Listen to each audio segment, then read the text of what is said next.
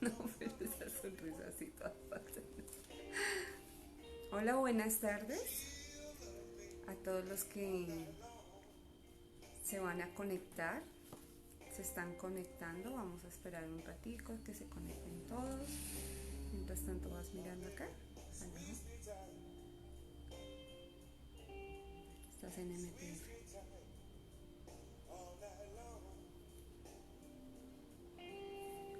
Ya nos está viendo una persona. Sí. Tú vas mirando. Buenas tardes a todos. Estamos en nuestra hora de encuentro. Leamos juntos. Les cuento por ahora que hoy no hicimos votación del libro. Hoy escogí el libro porque, bueno, pues primero por cuestión un poco de tiempo, pero también porque me parece interesante en este momento leerles lo que vamos a leer. Vamos a esperar un poco a que otras personas se vayan conectando. Son las 3:25. La idea es empezar a las 3:30, a la hora que está planeada nuestra lectura. Por ahora, ¿qué les voy contando? Hoy leeremos ¿Por qué la guerra?, que es un intercambio de cartas entre Albert Einstein y Sigmund Freud. Y bueno, está en una producción que se llama porque Señal de que cabalgamos. Es una producción de la Universidad Nacional. No se alcanza a ver muy bien ahí. Acá sí, mostrémoslo así. Es una producción de la Universidad Nacional y tiene una serie de escritos publicados muy interesantes. Entonces, esto, a propósito de todo lo que pasa en el mundo, es bien importante que reflexionemos acerca de ello. Entonces, vamos a dar un poco de espacio para que se...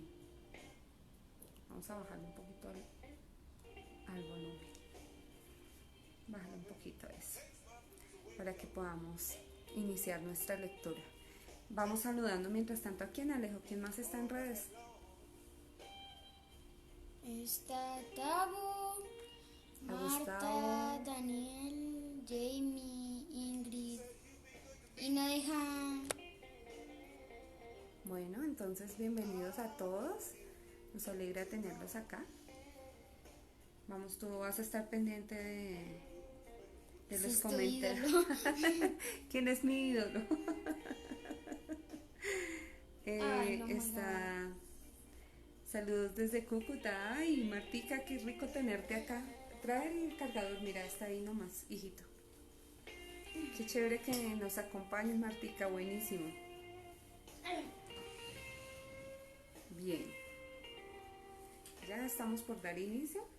2 minutos. Eso. Damos Siéntate. inicio. Espérate que no está conectado ya. ¿No? ¿Sí? ¿Sí? Sí, ahí está conectado. Bueno. Listo. Bien, toma. Oh, Bueno, entonces, después de haberlos ya saludado, de encontrarnos aquí reunidos, perdónenme, arreglo el celular un momentico. ahí se va a caer. No, Sí. perfecto. Bueno. Bájale un poquito, por favor. 4. Sí. Ahí está. Entonces, como les decía, hoy vamos a leer ¿Por qué la guerra?, que es un intercambio de cartas entre Albert Einstein y Sigmund Freud. En la introducción, las reflexiones sobre la guerra legadas a la humanidad por Einstein y Freud son el producto de un intercambio epistolar entre estos dos grandes pensadores del siglo XX. Las cartas, escritas en 1932, se publicaron en varios idiomas en París al año siguiente. En Alemania, donde ya se sentía el yugo del nazismo, fue prohibida su circulación. Para ese entonces, Einstein y Freud habían vivido los horrores de la Primera Guerra Mundial y se enfrentaron a sus estragos. También sufrían en carne propia la persecución nazi por su ascendencia judía, circunstancia que más tarde les obligaría a exiliarse a Einstein en Estados Unidos en 1933 y a Freud en Inglaterra en 1938. Toca que le bajes un poquito. Bien. Einstein le escribe a Freud invitándolo a discutir sobre los motivos que llevan al hombre a la destrucción a través de las guerras. Le preocupaba la expansión de estos bajo pretextos religiosos, sociales, raciales, etc., así como el carácter devastador que tomaban con las nuevas armas fabricadas y con su internacionalización. En su carta hace varias preguntas referidas, ante todo, al sometimiento de la mayoría por una minoría ambiciosa de poder, el entusiasmo que despliega en los participantes el grito de guerra y a la posible existencia de formas educativas y de control social con la esperanza de atenuar o más aún de detener las confrontaciones armadas. A medida que expone sus interrogantes, va vislumbrando algunas respuestas. Insta a Freud a ese diálogo por reconocer en él una autoridad intelectual y científica en lo que respecta a la vida anímica del ser humano. Freud responde a esa invitación tomando cuidadosamente cada uno de los puntos señalados por su interlocutor. Coincide en lo fundamental con los planteamientos por él presentados y avanza en su explicación introduciendo de modo lúcido y con gran habilidad de síntesis puntos básicos de la teoría psicoanalítica de suma pertinencia para el examen solicitado, como la teoría de las pulsiones. Analiza diversas posibilidades para el control de la guerra e introduce las dificultades que presentan, reconociendo en su idealización el carácter utópico e irrealizable. Señala la imposibilidad de suprimir las pulsiones de destrucción o de muerte, pues éstas, en conjunto con las pulsiones eróticas, son las responsables de los acontecimientos vitales. El máximo logro frente a ellas es el intento, mejor. Continúo. Señala la imposibilidad de suprimir las pulsiones de destrucción. No, mi amor, déjalo muy bajito que está muy... Gracias. Continúo. Señala la imposibilidad de suprimir las pulsiones de destrucción o de muerte, pues estas, en conjunción con las pulsiones eróticas, son las responsables de los acontecimientos vitales. El máximo logro frente a ellas es el intento de atenuarlas o de desviarlas para que su expresión no sea el aniquilamiento humano ni la ruina cultural, sino su inclusión en el empuje constructivo hacia la civilización. Después de las civilizaciones expuestas y con el temor de desilusionar a Einstein por no encontrar nada seguro contra la guerra, concluye que todo lo que promueva el desarrollo de la cultura trabaja también contra la guerra. Albert Einstein nació en Alemania en 1879 y murió en Princeton, Estados Unidos, en 1955.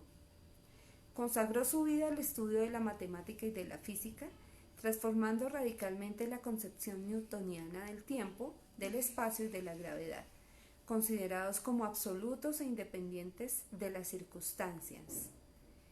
Einstein introdujo las teorías especial y general de la relatividad, en que la experiencia, la velocidad o la masa son determinantes. Planteamientos que lo hicieron merecedor del Premio Nobel de Física en 1921. Se le ha reconocido por su excepcional talento y por su capacidad de profundizar en los problemas y en las fórmulas, descifrando sus principios básicos. Horrorizado con las guerras y la persecución a los pueblos, principalmente al pueblo judío, trabajó con ahínco por la pacificación y el desarme. Fue consciente del avance armamentista con las posibilidades brindadas por la ciencia y de sus peligros para la humanidad.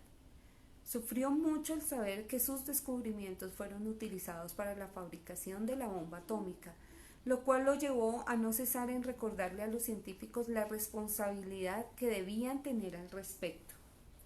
Su relación y arraigo con el pueblo judío fue muy fuerte, a tal punto que en 1952 le ofrecieron la presidencia del nuevo Estado de Israel, propuesta que rechazó. Sigmund Freud nació en 1856 en Freiberg, pueblo de Moravia, perteneciente al Imperio Austrohúngaro, y murió en 1939 en Londres, un año después de haber tenido que escapar del nazismo. Gran parte de su vida transcurrió en Viena. Estudió medicina y se especializó en neurología, con una formación y disciplinas científicas muy rigurosas. Su pasión por develar los secretos del alma humana lo llevó a descubrir el inconsciente y el método para reconocerlo, el psicoanálisis. Con su teoría se transformó la concepción del hombre como dueño de sí mismo, en tanto que, además de sus deseos conscientes, se lo supo gobernado por deseos inconscientes que lo determinan. También se modificó la concepción de la sexualidad. Freud descubrió la sexualidad infantil y su fundamental importancia en el establecimiento de deseos, de identificaciones y de formas de amar y de sufrir. Al escribir la carta que analiza los motivos de la guerra, 7 años antes de su muerte, Freud ya había desarrollado los planteamientos centrales de su teoría y había escrito textos cruciales en los cuales expuso su pensamiento. Interpretación de los sueños, en 1900. 3 ensayos sobre teoría sexual, en 1905. Introducción al narcisismo, en 1914. Más allá del principio del placer, en 1920. Psicología de las masas y análisis del yo, en 1921. Y el yo y el ello, en 1923. Sus grandes casos clínicos y sus escritos sobre el método psicoanalítico, entre otros. También se había ocupado de estudiar y de escribir sobre la cultura, al advertirla fundamental en la constitución del psiquismo humano. En este sentido escribió El porvenir de una ilusión y El malestar en la cultura. En 1915, en plena Primera Guerra Mundial, elaboró un primer texto sobre la guerra, Consideraciones de actualidad sobre la guerra y la muerte. ¿Puedo leer ese? Bueno, esto lo escribió la profesora Carmen Lucía Díaz, de la Escuela de Estudios en Psicoanálisis y Cultura de la Facultad de Ciencias Humanas. Pero antes de empezar a leer, yo quiero preguntarte, Alejo, ¿tú qué opinas de la guerra? ¿Tú sabes que en este momento en dónde hay guerra? Está entre solo 2 países, Siria y Suecia. En Siria hay guerra. Bueno, Suecia no hace parte de... Pero sí están vecinos y a Suecia le afecta la guerra, exactamente. ¿Y qué crees? ¿Que la guerra es solamente uso de armamentos? ¿Tú crees que la guerra implica solamente uso de armamentos o que hay otras formas de hacer guerra? ¿Ustedes qué opinan? Vamos a ver los comentarios. Hay formas de hacer guerra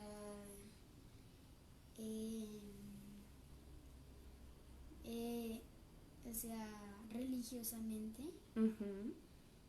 que digamos en Siria creen en Alá. Sí. Y ¿en qué? En Suecia casi todo el mundo es ateo y allá se respeta.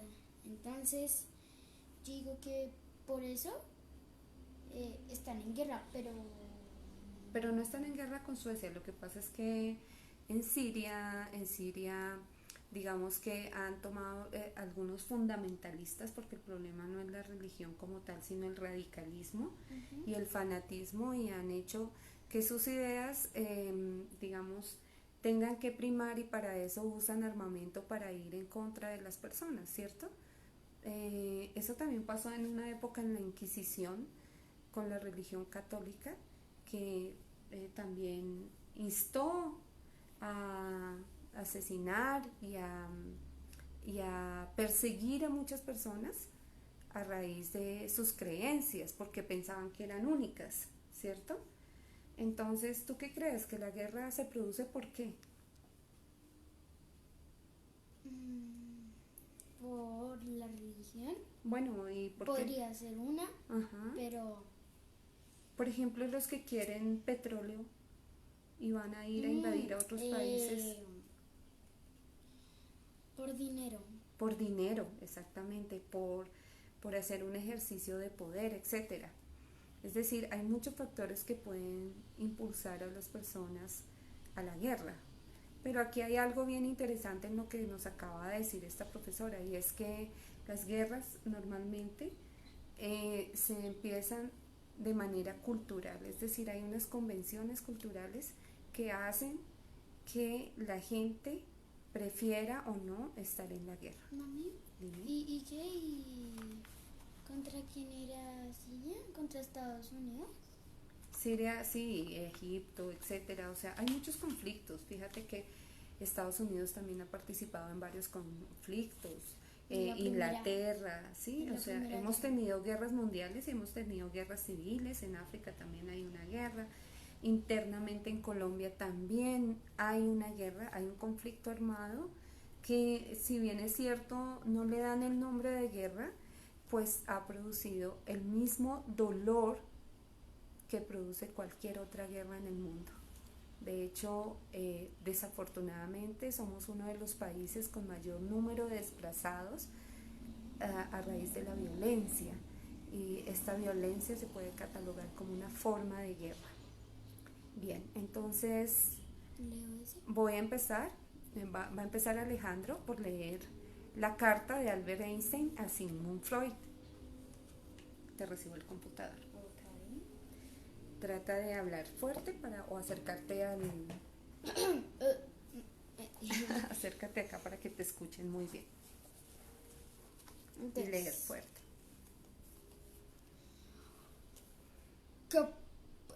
Carta de Albert Einstein a Sigmund Freud. Sigmund Freud. Sigmund Freud. Caput, cerca de Potsdam, 30 de julio de 1932. Estimado profesor Freud.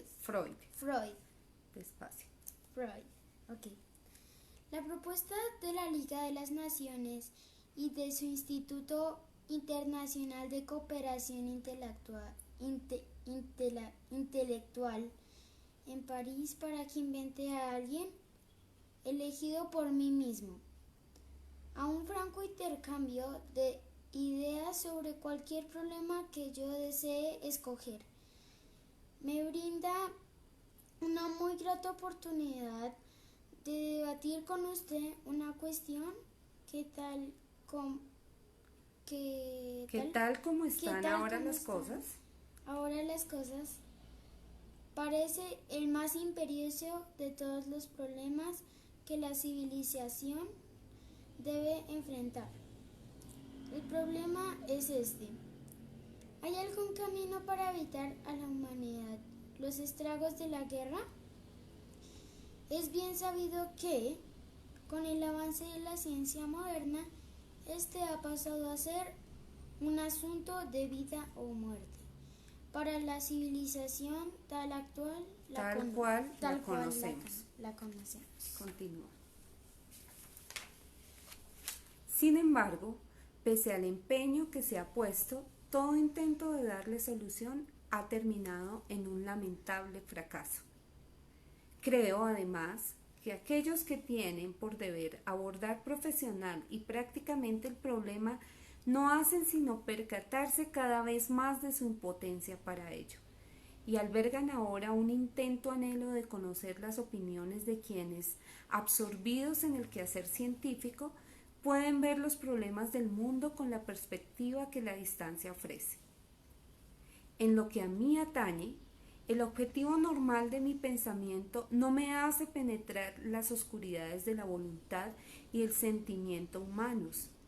Así pues, en la indagación que ahora se nos ha propuesto, poco puedo hacer más allá de tratar de aclarar la cuestión y, despejando las soluciones más obvias, permitir que usted ilumine el problema con la luz de su vasto saber acerca de la vida pulsional del hombre.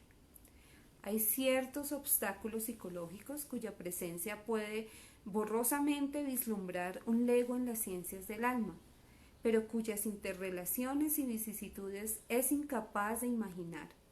Estoy seguro de que usted podrá sugerir métodos educativos más o menos ajenos al ámbito de la política para eliminar esos obstáculos. Siendo inmune a las inclinaciones nacionalistas, veo personalmente una manera simple de tratar el aspecto superficial, o sea, administrativo del problema. Más fuerte. Okay. La creación con el consenso. La creación Con el consenso internacional de un cuerpo legislativo y judicial para dirimir cualquier conflicto que sugiere entre las naciones. Cada nación debería avenirse. No te preocupes, mi amor. No Qué importa. pena. No, está bien. Así aprendemos a leer todos. Cada nación debería venirse a respetar las órdenes emanadas de este cuerpo legislativo, someter toda disputa a su decisión, aceptar sin reservas sus dictámenes y llevar a cabo cualquier medida que el tribunal estimare necesaria para la ejecución de sus decretos. Pero aquí, de entrada, me enfrento con una dificultad. Un tribunal es una institución humana que, en la medida en que el poder que posee resulta insuficiente para hacer cumplir sus veredictos, es tanto más propenso a que estos últimos sean desvirtuados por presión extrajudicial. Este es un hecho que debemos tener en cuenta. El derecho y el poder van inevitablemente de la mano, y las decisiones jurídicas se aproximan más a la justicia ideal que demanda la comunidad, en cuyo nombre e interés se pronuncian dichos veredictos. En tanto y en cuanto ésta tenga un poder efectivo para exigir respeto a su ideal jurídico. Pero en la actualidad estamos lejos de poseer una organización supranacional competente para emitir veredictos de autoridad incontestable e imponer el acatamiento absoluto a la ejecución de estos. Me veo llevado de tal modo a mi primer axioma.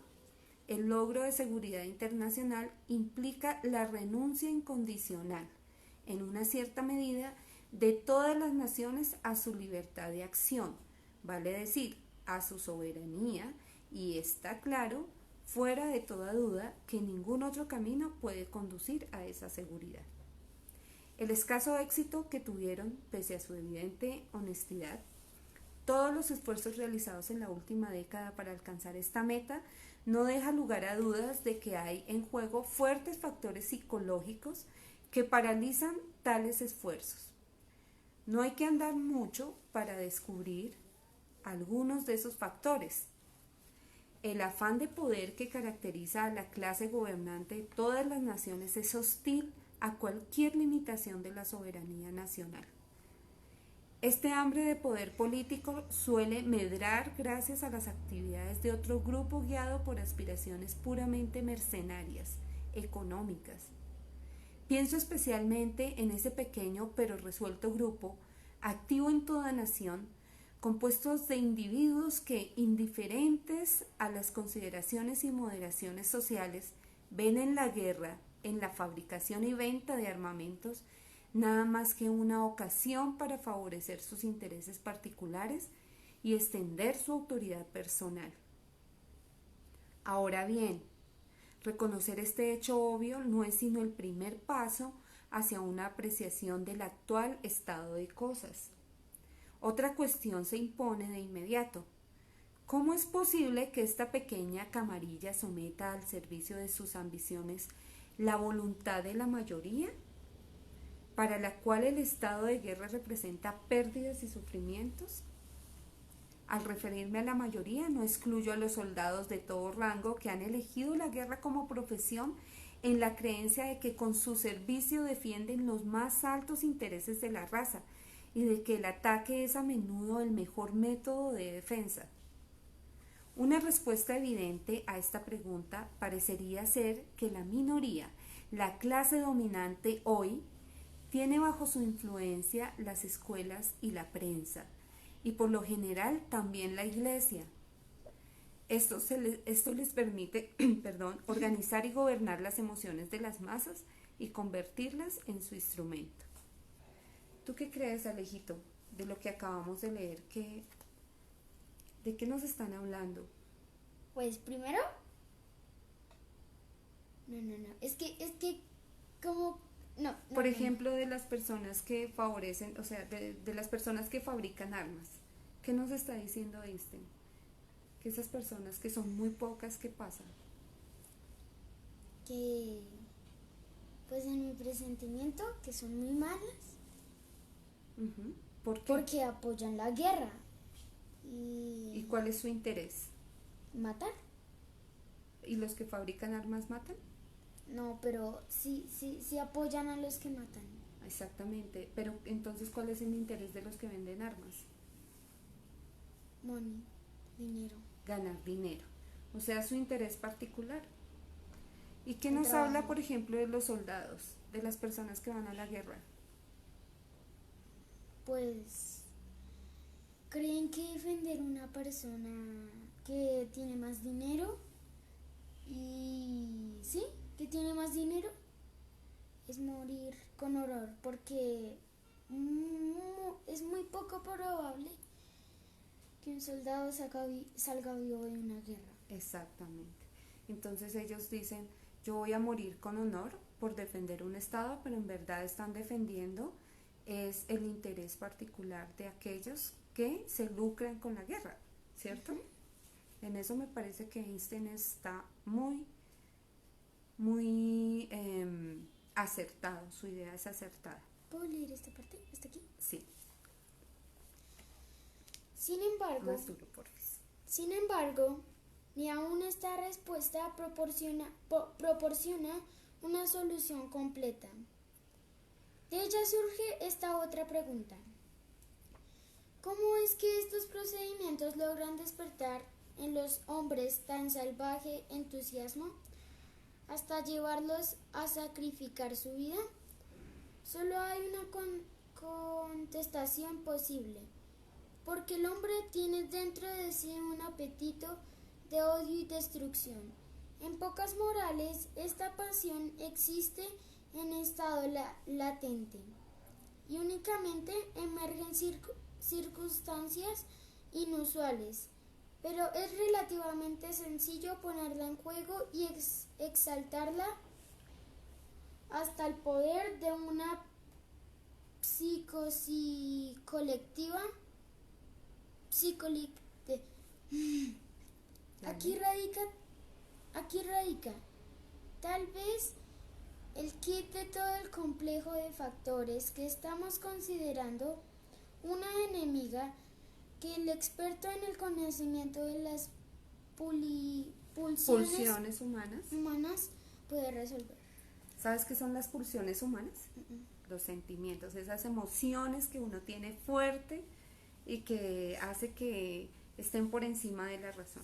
Por eso se llama pulsiones. Exactamente. Y humanas, sentimientos humanos. Exactamente, pero son esos que casi no podemos dominar, que salen, ¿sí? Así como cuando tú tienes ira, así, Mira, alguien respondió la respuesta primero que yo. Dinero, sí, Angie. Muy bien, Angie. Me encanta que estés aquí conectada. Y a todos, vamos a saludar a los que están. Mira, Angie, Lili, qué alegría verte aquí. Juana. Juan Manuel, Juan, digo, qué chévere. Juan. Gustavo sigue acá, bueno. Y a todos los que están. Vamos a continuar. Y así llegamos a nuestro último interrogante. ¿Es posible controlar la evolución mental del hombre como para ponerlo a salvo de la psicosis del odio y la destructividad? En modo alguno pienso aquí solamente en las llamadas masas iletradas. La experiencia prueba que es más bien la llamada intelectualidad la más proclive a estas desastrosas gestiones colectivas, ya que el intelectual no tiene contacto directo con la vida al desnudo, sino que se topa con esta en su forma sintética más sencilla, sobre la página impresa. Para terminar, hasta ahora solo me he referido a las guerras entre naciones, a lo que se conoce como conflictos internacionales. Pero sé muy bien que la pulsión agresiva opera bajo otras formas y en otras circunstancias. Pienso en las guerras civiles, por ejemplo, que antaño se debían al fervor religioso, pero en nuestros días a factores sociales o también en la persecución de las minorías raciales. Parece que estuviera escribiendo, imagínense, este texto que es de 1932, tan vigente en este momento, es impresionante. Eso es hace... Voy a terminar y ya miramos. No obstante, mi insistencia en la forma más típica, cruel y extravagante de conflicto entre los hombres ha sido deliberada, pues en este caso tenemos la mejor oportunidad de descubrir la manera y los medios de tomar imposibles todos los conflictos armados. Sé que en sus escritos podemos hallar respuestas explícitas o tácitas a todos los aspectos de este urgente y absorbente problema. Pero sería para todos nosotros un gran servicio que usted expusiese el problema de la paz mundial a la luz de sus descubrimientos más recientes, porque esa exposición podría muy bien marcar el camino para nuevos y fructíferos modos de acción. Muy atentamente, Albert Einstein. Entonces eso fue hace 90 y pico de años. 1932. 98 años. ¿Al 2000? No, al 2020, o sea, al presente. No, Sí. 98 años. Imagínate, y sigue siendo tan vigente, algo que todavía está presente en los conflictos humanos actuales. Y si vemos Colombia, podríamos ver solamente Bogotá. ¿Por qué las diferencias? ¿Por qué los conflictos? ¿Por qué la muerte? ¿Por qué la violencia en nuestra sociedad? Especialmente en una sociedad tan lastimada como la colombiana, que ha tenido... Uribe. Samuel, gracias por no mencionar a personas. No vamos a mencionar a personas, vamos a mencionar situaciones, ¿cierto? Desafortunadamente Colombia ha tenido unos eventos muy, muy tristes a lo largo de su historia, y todavía no logramos entender cómo no podemos ir hacia la paz, cómo no podemos individualmente intentar hacer cosas para que nuestra sociedad sea pacífica. Y si lo hacemos individualmente, seguramente podremos invitar en masa a que nuestros gobernantes se decidan por la paz. Bueno, ahora entonces les voy a leer qué hora es. ¡Ay, se va a acabar nuestro tiempo! ¿Qué les parece si mañana continuamos con la respuesta que le da Sigmund Freud a Einstein? ¿Qué opinan? Vamos a ver aquí comentarios. ¿Qué opinan los que están conectados? Podemos dejar para mañana la respuesta para otra media hora de lectura, la respuesta que tiene Sigmund Freud frente a Albert Einstein. Albert Einstein. Bueno, entonces como veo que no han dicho nada, lo vamos a dejar así. Vamos a dejar este encuentro para mañana nuevamente. Los espero aquí para que sepan qué les respondió Freud a Einstein frente a sus tres grandes cuestionamientos: cómo hacer para que el ser humano deje su agresividad y pueda fomentar la paz, cómo hacer para mediar en esas pulsiones humanas, y que el interés individual no sea el que predomine a la hora de tomar decisiones que afectan a un grupo social mucho más grande. ¿Cuál es tu reflexión de esto que deja Einstein, Alejito? ¿Tú qué opinas de esta carta, de estas preguntas que se hace Einstein? Primero, que Einstein es muy reflexivo. Ahora ni sé hablar. Reflexivo. ¿Lo dices tú? No, está bien dicho, reflexivo. Mira. Por fin. ¿Por Pues qué ahí razón? está diciendo que, o Mira sea, ya. él estuvo, pues, ¿Qué fue lo que te pareció interesante de lo que él plantea? que él reflexionó sobre por qué el ser humano es tan agresivo, que que no puede controlar sus sentimientos. O sea, por ejemplo, si a ti te pegan en el colegio, no puedes contener esa cosa que tienes ahí, como que, ¿sí? No puedes, o sea, la mayoría de personas Responde inmediatamente. responde inmediatamente. ¿Con qué? ¿Pacíficamente? Responde con groserías, Con- golpes. Con agresividad. Ajá. ¿Y él qué le está proponiendo a Freud? Que toca enseñar un contenido educativo Ajá. que enseña a la gente que hay que contener esas emociones, no contenerlas, sino decirle pacíficamente, oye, ¿qué te pasa? ¿Por qué me hiciste eso? Sí, Expresar pacíficamente. pacíficamente. Y resolver los conflictos, porque siempre va a haber conflictos, ¿cierto? Ujú. Nunca vamos a estar libres de los conflictos, pero ¿cómo resolver esos conflictos de manera pacífica? Pacíficamente. Entonces, les agradezco a todos que estén acá. Mañana nos vemos para terminar esta interesante historia, que además es muy pertinente y que nos hace pensar como ciudadanos en nuestro rol, en nuestro papel frente a la pacificación de nuestra sociedad. Entonces les deseo una feliz tarde, les deseamos una feliz tarde. Ujú. Despídete. Chao a todos. A ver, especialmente, o sea, digo Ah, individualmente a Nicole, a Laura, a Annie, a Angie. Tania, Angie, sí. Tania, Amparo, Amparito. Marcela, Amparito, Ingrid. Marce, qué alegría tenerte acá. Chévere. Y a Ingrid también, qué bonito que estuvieran acá en esta lectura. Nos vemos mañana. Chao.